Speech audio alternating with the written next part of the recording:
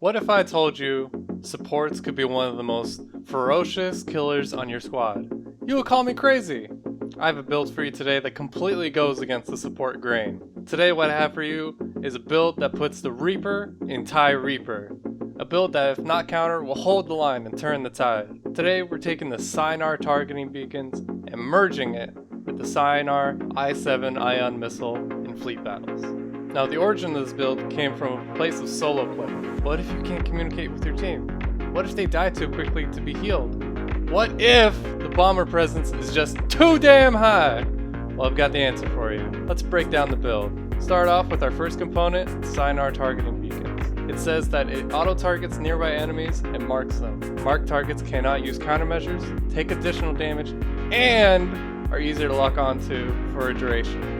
Helps your teammate eliminate the target much faster. It goes on to show the damage is increased by 130% for a duration of 20 seconds. That is an insane amount of time to be vulnerable on up to 4 targets out to 1,250 meters with a cooldown of 30 seconds. This is the heart of the build. It takes 4 out of 5 enemies teams at an extreme disadvantage, and as far as I'm aware, there's no countermeasure to stop this ability. You can fire without line of sight and targets capital ships. It's bonkers. And then to add on top to capitalize this craziness is Sinar I-7 ion missile, which says that it has a lock-on projectile that disables starfighters, deals high shield and subsystem damage on capital ships, 6,000 ion damage if you want to take out some subsystems, a 1-second lock-on time with targeting beacons feels about half that time, with a lock-on range of 1,500 meters and cooldown of 20 seconds for 6 missiles with medium homing. The rest of this build can cater to however you prefer to play.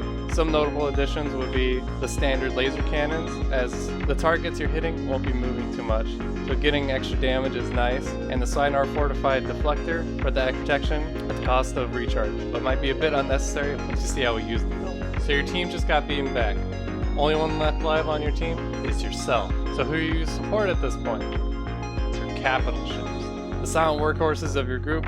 Not only do they resupply and lend you some fire support, but they also lend you a shield that you can shoot through, but not the enemy. Do you see where I'm going with this? Just before the morale turns, pick your favorite Architons or Star Destroyer, park underneath its shields, overcharge your shields and your lasers.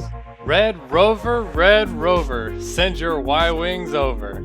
At this point, your ion missiles will lock on first, but you need to wait to get your targeting beacon locks. Once you get a beacon, they can't stop your ion short of shooting it, leaving an easy cleanup for you and your capital ship buddy. If anyone came with them, even a CR-90, you can still have a debuff on them and your overcharged lasers. Targeting beacons also have a grace period of about 5 seconds after you fire them. So if someone enters your sphere of influence and you only fired 1 to 3 of your beacons, the ship will auto-fire 1 out to the new target. And now I know what you're thinking, Goldfish, that's not much of a team play. You're staying back and not pushing with your team. And to that I say no, you can push with this once you get a raider.